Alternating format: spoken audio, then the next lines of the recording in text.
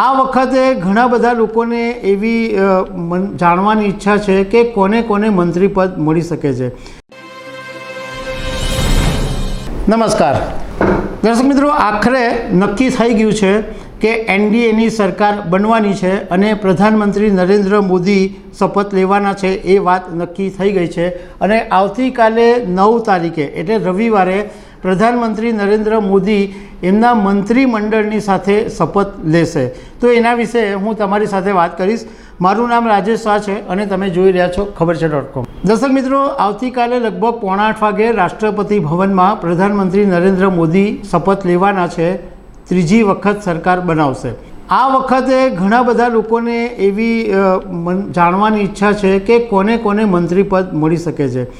જો કે એક વાત નક્કી છે કે આ વખતે ભારતીય જનતા પાર્ટીને બહુમતી મળી નથી અને બાકીના જે સહયોગી પાર્ટીઓ સાથે સરકાર બનાવવી પડી છે, એટલે ભાજપના કોટાના જે મંત્રીઓ છે એ આ વખતે ચોક્કસ કપાવાના છે એ વાત નક્કી છે। પણ જે જાણવા મળ્યું છે એ મુજબ રાજનાથસિંહ, અમિત શાહ, એસ જયશંકર, પિયુષ ગોયલ, હરદીપસિંહ પુરી, અનુરાગ ઠાકુર, અર્જુન રામ મેઘવાલ, પ્રહલાદ જોશી અને મનસુખ માંડવિયા, આટલા મંત્રીઓ લગભગ આવતીકાલે પ્રધાનમંત્રી મોદીની સાથે શપથ લઈ શકે છે।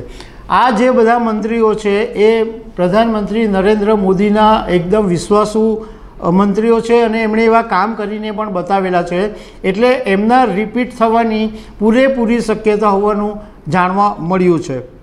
બીજી તરફ જે અનુપ્રિયા પટેલ છે અપના દળના, એ પણ આવતીકાલે શપથ લેશે, એ પણ લગભગ નક્કી છે।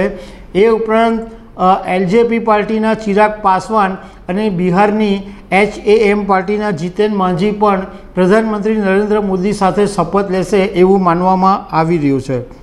એક જાણકારી મુજબ આ વખતે નિર્મલા સીતારમણને ફાઇનાન્સ મિનિસ્ટર તરીકે રિપીટ કરવામાં નહીં આવે અને એમની જગ્યાએ પિયુષ ગોયલને નાણામંત્રી બનાવવામાં આવે એવું શક્યતા જોવા મળી રહી છે। અત્યારે પ્રધાનમંત્રી નરેન્દ્ર મોદી સાથે કદાચ એક નાના મંત્રીમંડળનું શપથવિધિનો કાર્યક્રમ થઈ શકે અને એ પછી જ્યારે મંત્રીમંડળનું વિસ્તરણ કરવામાં આવે ત્યારે બીજા બધા મંત્રીઓને ચાન્સ મળી શકે છે। એવું પણ કહેવાય છે કે સ્મૃતિ ઈરાની ભલે હારી ગયા પરંતુ એમને મંત્રીમંડળની અંદર સ્થાન મળી શકે છે। હવે આવતીકાલે જ્યારે પ્રધાનમંત્રી નરેન્દ્ર મોદી શપથ લેશે ત્યારે ખબર પડશે કે કોને મંત્રીપદ મળ્યું છે। તો દર્શક મિત્રો, આવી અનેક વાતો સાથે અમે તમને મળતા રહીશું। Thank you very much.